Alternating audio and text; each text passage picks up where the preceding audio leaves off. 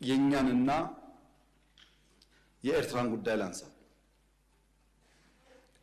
አንዳንድ ሰዎች በኢትዮጵያና በኤርትራ መካከል ችግር የተፈጠረው የኢትዮጵያ መንግስት የቀይ ባህር ጥያቄ ስላነሳ ነው ብለው ይላሉ፣ ያስባሉ፣ ይተነትናሉ። ግን አይደለም።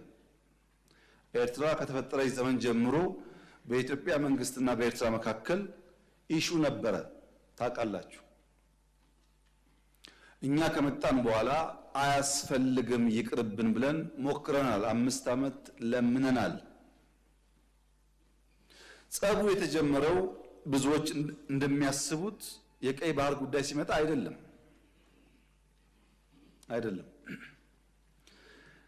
በትግራይ ውጊያ ሲጀመር የመጀመሪያው ዙር ውጊያ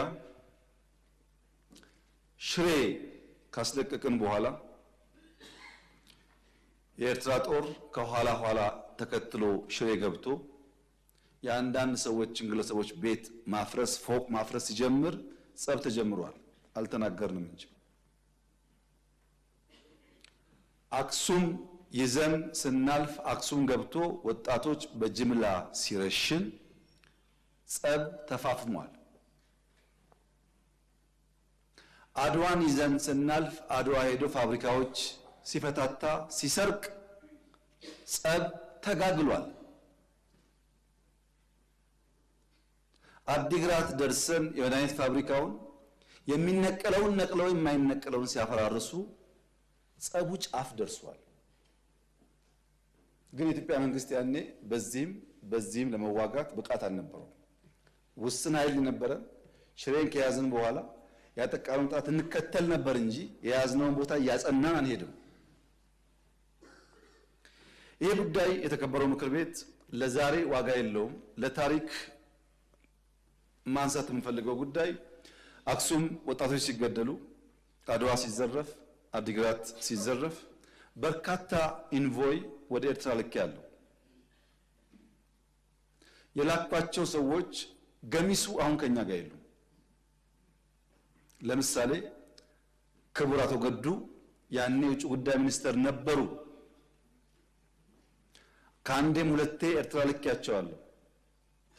የላኳቸው የትግራይን ህዝቤን አታገሷቅሉ፣ ሀብቱን አትዝረፉ፣ ጸቡ ከቲፒኤልኤፍ እንጂ ከትግራይ ህዝብ አይደለም የሚል ነው። አቶ ገዱ አሁን እኛ ጋር የሉም። ግን ክር አላቸው፣ ህሊና አላቸው። ዛሬ ቢደብቁ በታሪክ ውስጥ ይወጣል። ለምን ጉዳይ ሄደው እንደተነጋገሩ እሳቸውም ያውቃሉ፣ ሻዕቢያም ያውቃል፣ እኛም እናውቃለን። አሉ፣ አልሞቱም። እሳቸው አክሰስ ይደረጋሉ፣ ሊናገሩ ይችላሉ። ለክራቸው ሲሉ፣ ለእምነታቸው ሲሉ ማለት ነው። ለምን ጉዳይ እንደሄዱ በእሳቸው መፈታት ሲያቅተው አቶ ደመቀ ልክ ያለው አቶ ደመቀ አሁን እኛ ጋር የሉም። በህይወት ስላሉ ለእምነታቸው ለሌላቸው ሊጠየቁ ይችላሉ። ለምን ጉዳይ እንደሄዱ ያውቃሉ። ከነሱም ውጭ አሁን ሲስተም ውስጥ ያሉ 2-3 ሰዎች ልክ ያሉ።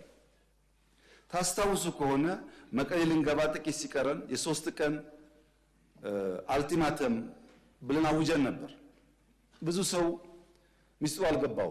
የቸገረን እኛ ሽሬን ስለቅ ከኋላ ይገባሉ፣ አክሱም ስለቅ ከኋላ ይገባሉ።